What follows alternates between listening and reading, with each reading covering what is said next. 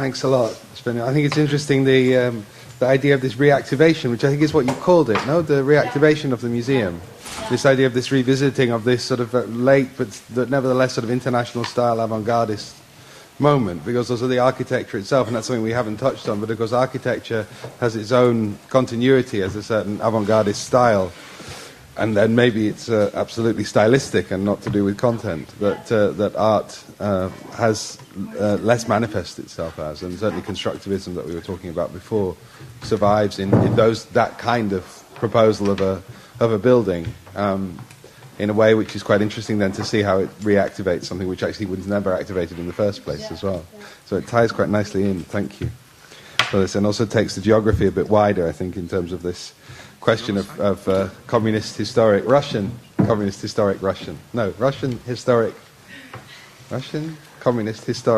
Russian.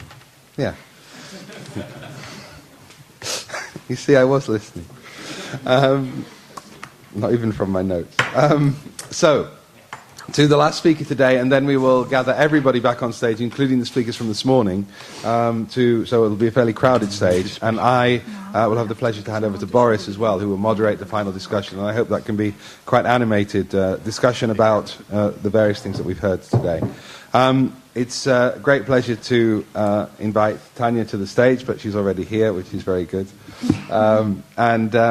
To say this is Tania's first time in the museum, but in Holland. Certainly in Holland. Well, you're in the Netherlands now, actually, not in Holland. Well, but that's sorry. a small detail. It's important, you know. I lived in Scotland for a long time. We got fed up with calling it England, so I don't see why you have to call Brabant Holland, to be honest. But anyway, I'd like to introduce Tania Bruguera, who is somebody recently we've been working with, but not in the Netherlands, but elsewhere, who was born in Havana in Cuba and lives and works between Chicago and Havana, so in those planes contemplating when she's traveling. She's the founder and director of Cátedra Arte de Conducta, that's the Studies in the Art of Behavior, which is the first performance studies program in Latin America set up in Havana, and which also appeared as an outpost in the last Gwangju Biennale. She's also an assistant professor in the Department of Visual Arts at the University of Chicago in the United States, and is quite engaged, I think, also in a political sense in this idea of education, which again brings us back to some of the aspects of the avant-garde and their engagement in education at the same time. Tania is primarily, as an artist, working in performance art, installation and video. And indeed, sometimes she makes at least tangential reference, but I think it's more than tangential in some ways, to figures from the Russian avant-garde, such as a work she made in 2007, I think, using police horses to herd the crowd inside the Tate Modern in London. So actually, the police horses themselves were inside the building. In 1998, she was selected as a Guggenheim Fellow, and in 2008, she received the Prince Claus Award in Amsterdam, but obviously wasn't there to receive it, because this is your first time here. I wanted my mom to be there. So. Tania, thank you very much for coming. Thank you for inviting me. It's a really great pleasure to be in this side of the world. Thank you, Charles. Thank you, Remco, who was amazing planning everything. And, well, there are a lot of people I really admire here, Boris and so on. Okay, I'm going to do a little reading of something. I just want to apologize in advance because I'm just an artist. So I don't have this theoretical preparation. I just have ideas, very confused. And I titled this little talk "From the Perspective of a Brainwashed Pioneer." Pioneer in the sense of the revolution, not in the sense of somebody who does something for the first time, but the Soviet and colonies from Soviet Union sense. So from the perspective of a brainwashed pioneer. I come from a place that is not former yet, a place that resists to be former anything, at least as seen on their touristic ad campaigns, a place that profits from not being former, but a nostalgic paradise, a reminder. Cuba cannot be former because it has not defined yet, or I could say it is in denial about how it is, it will solve a necessary new image of its own political project. In the meanwhile, I will look back into the memories of a young pioneer. There is we, there is never I. Repetition is thinking. Pioneros por el comunismo, seremos como el Che. Pioneers for communism, we will be like Che Guevara. We, the ephemeral that results in amnesia, comes as a consequence of lack of self-importance. Repetition is crowded masses demonstration for things we are not very sure about. Also, we are not sure about why we are so enthusiastic.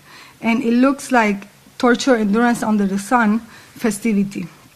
These slogans about injustices in other countries and names we can properly pronounce, new names each month. It takes a few years before one understands that there is no chance to become Che Guevara. It is simply not allowed. It is the first empty form we encounter, unless one wants to go to a war in Angola or Latin America and return anonymous.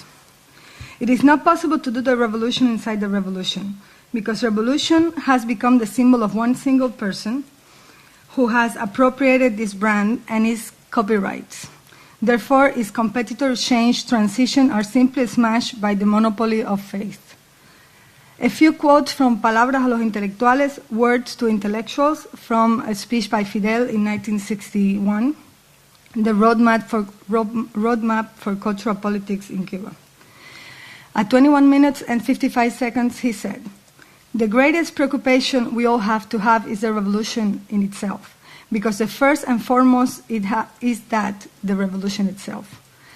At 33 minutes and 42 seconds, the revolutionary puts something before any other issue. The revolutionary puts something before even his own creative spirit. I mean, he puts the revolution before anything else. And the most revolutionary artist is the one that is willing to sacrifice his own artistic vocation for the revolution. At 51, after 55 minutes and 23 seconds, the phrase that will shape the cultural policy and police from there on. From within the revolution, everything. Against the revolution, nothing. Those are the elements by which one should approximate the work created in such context. It is the constant reference. For an artist in socialism, the problem to solve is the problem of revolution itself, the problem of the people. At least that is the plan. And the way I see the solution, personally, also to the idea of the possible influence of socialism to the other regimes of government, is by solving the problem of the usefulness of art.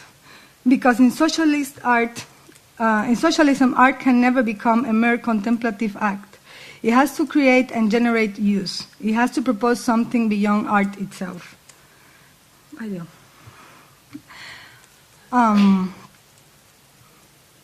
When I talk about useful art, and I prefer to use the French, in French we see art utile, and I say this because utile implies in French also the tool, utile, and not only the usefulness and the mere exchange or use from one person to another, or an instrumentalization. When I talk about art utile, I am making a distinctive difference with art of service or service art, which could be also seen as useful in some ways. The distinctions is their origins and what paradigms they are dialoguing with and reacting to.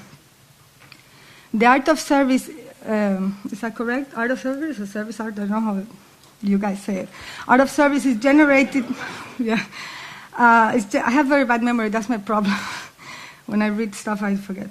Art of service is generated mostly in relationship with capitalism because it is assuming a transaction when one person is serving, sometimes literally, another. It is assumed that the usefulness will be the result of a profit, either something where one is saving money or when one is having free services, etc. Service art proposes an alternative to surplus value. It is implying that the labor and the use of the labor is the center of attention and the element that is transformed and talked about.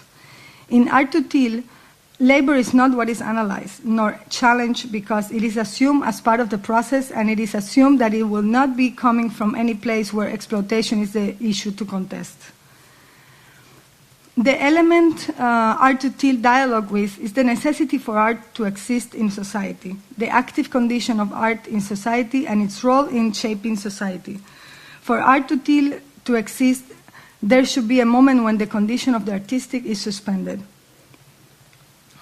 Art utile has to be against the Duchampian operation, where emptying an object from its function immediately, and I can say automatically, reflects on its artistic quality or potentialities. We should be able to concede to the object and or the gesture a double condition and its possible coherence with each of the worlds, the artistic and the social. The one from the non-trained and also the one from the specialist world. Art utile is political art. Political art is the one that has consequences beyond the delirious discourse of the forms, the one that has consequences outside the art world. It is the way the work solves the relationship with what is outside art. Political art should be aware of the awakening effect of publicity. It cannot be enthusiastic, it should generate enthusiasm. Political art is to work with the urgency. Mm-hmm. The revolution is retroactive. How the avant-garde in a society that is itself not, how to be avant-garde in a society that is in itself not avant-garde. How could that enthusiasm be classified when the society where it will be happening in is tired and will define any demonstration against fatigue as a sign of mistaken ideological identity?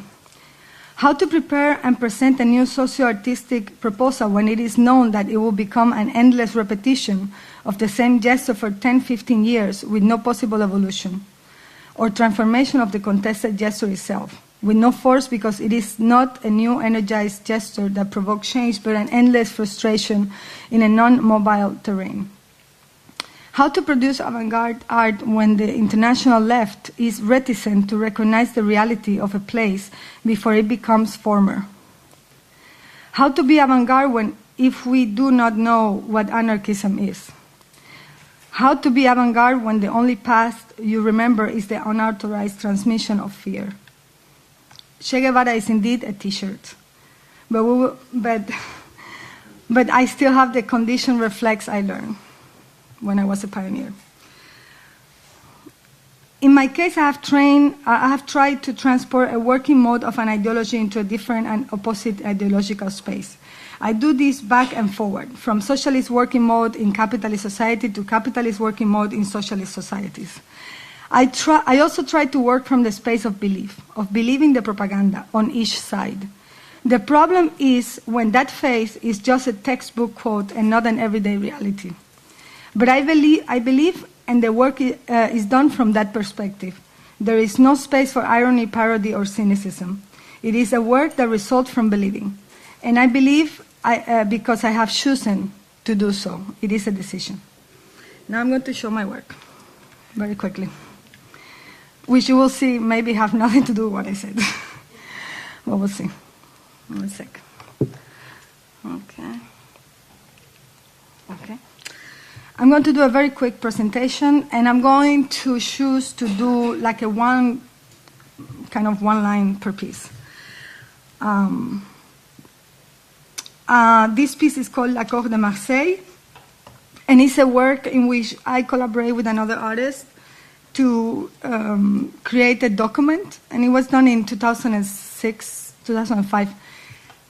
Where we decide that whoever dies first will give the body to the other person in order to do an art piece. And I show this work because for me it's very important, as I said, to displace the artistic from the actual, to try to negotiate where is the moment of the artistic. Is it when we sign the contract? Is it when we actually die and somebody does a piece? So these are the kind of discussion I'm interested at. Another element that I'm interested is the visibility of the work when it is political and hopefully the problems that brings. This is a work in progress. It's called the Trust Workshop, and the idea is that for a year, an ex-KGB agent will use their training to actually spy on people, in this case because now everything has changed, to use that knowledge to regain trust, to give people trust back. So this is the actual project. And of course I had this situation that the art world is like a little monster that wants to eat everything very quickly. And I had this problem about how will I show this piece because I want people to know I'm doing this work.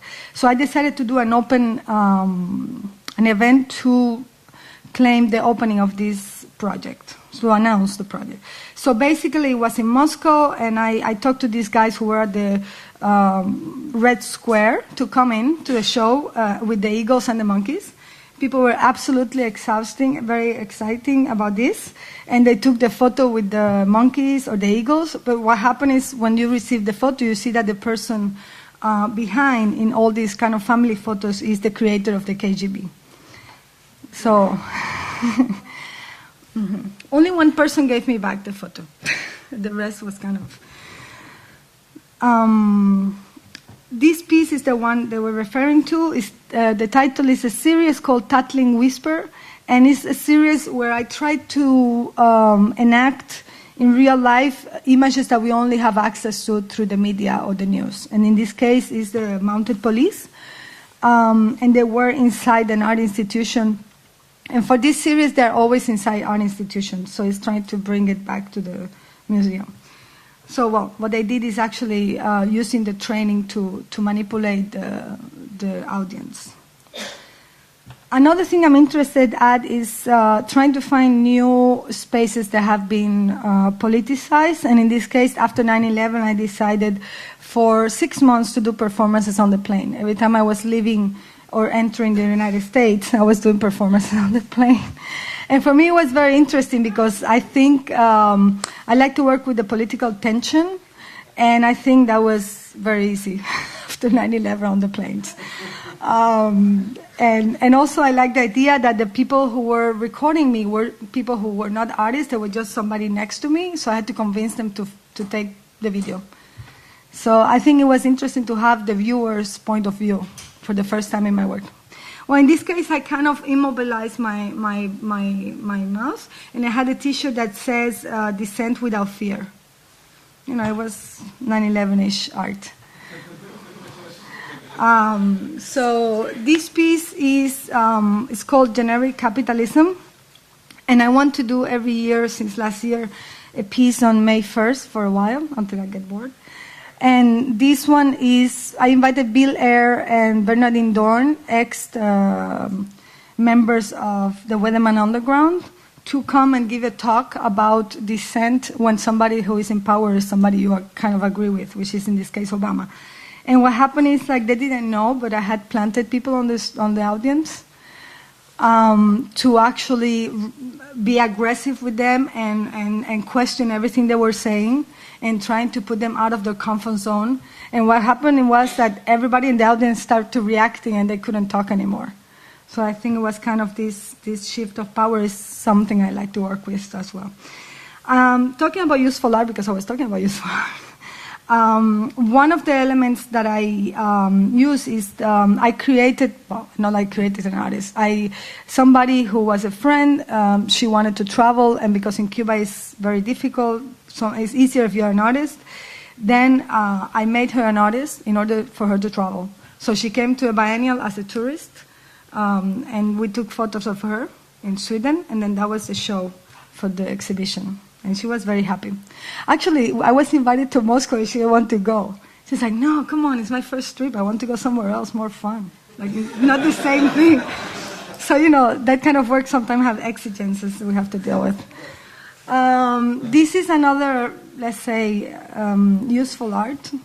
It's the creation of the school. It was in reaction to my participation at the Documenta. I cannot complain because I had good reception of the work, but I was very disappointed of the small time given to the work by the audience, and I really believe that art can change something.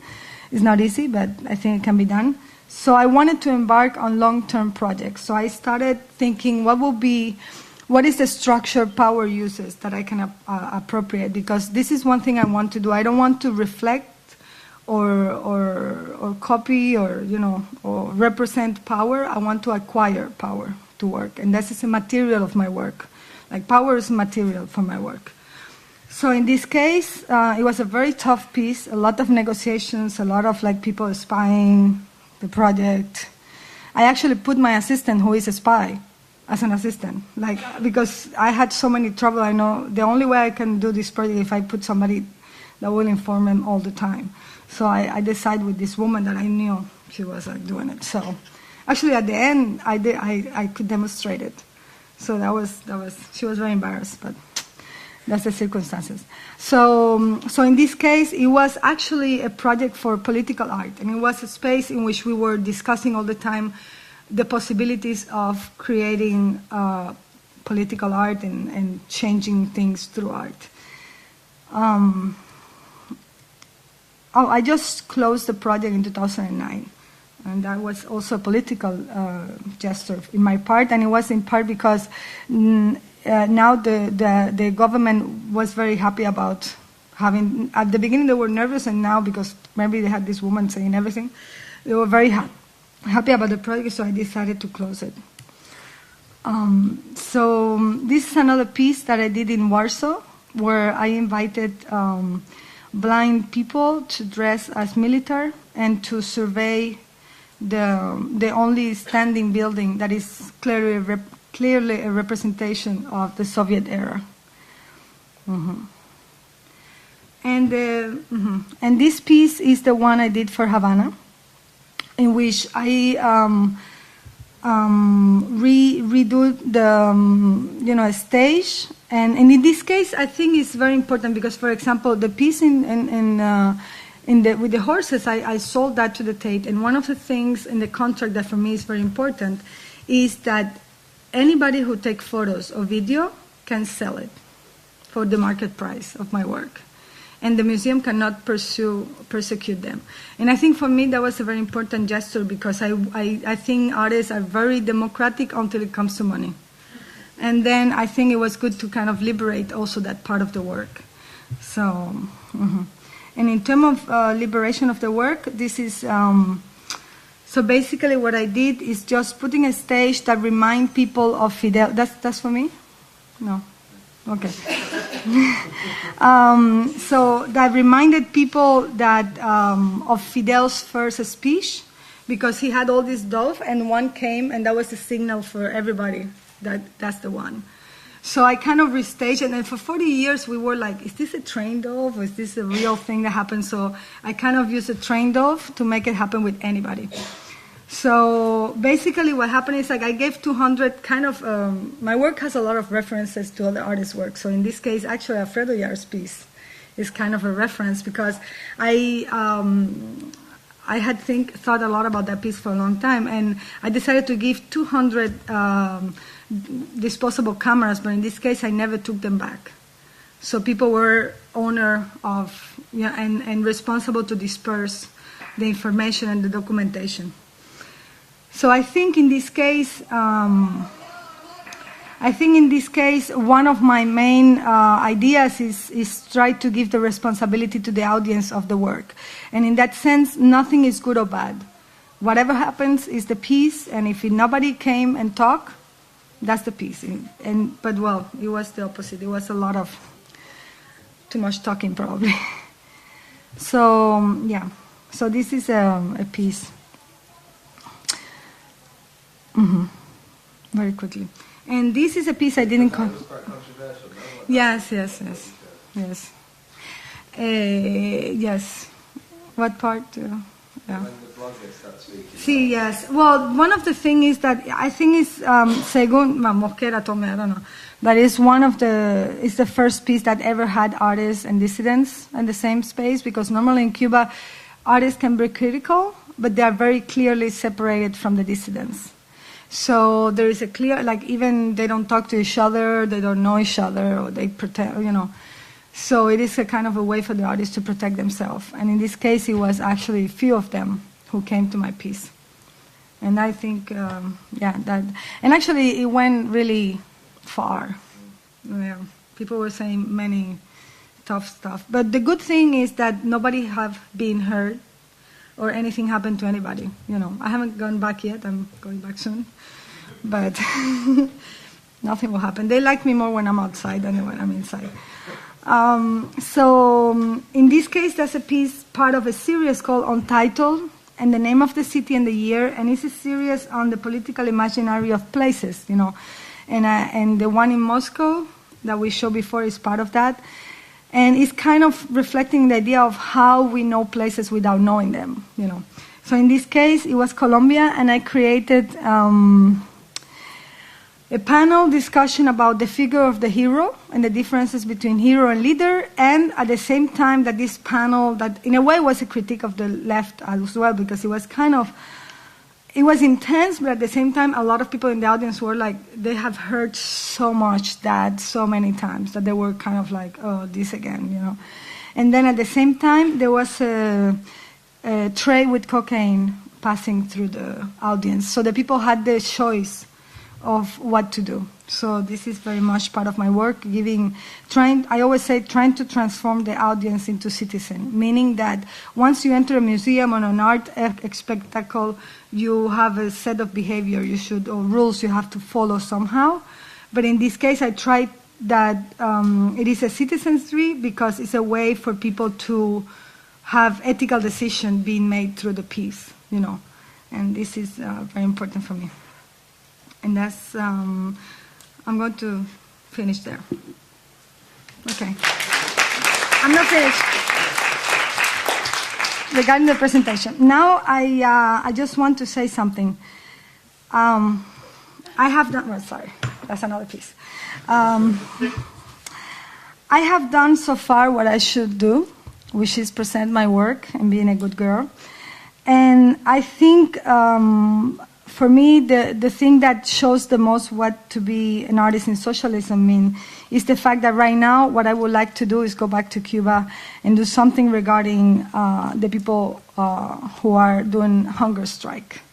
And this is the big thing. I think there is a big difference when we do work, myself too, in places where there is nothing at strike. There is only a representation conversation, and it's not really something that is being have real consequences. And I think that's the difference for me between former West and East and before former. Okay.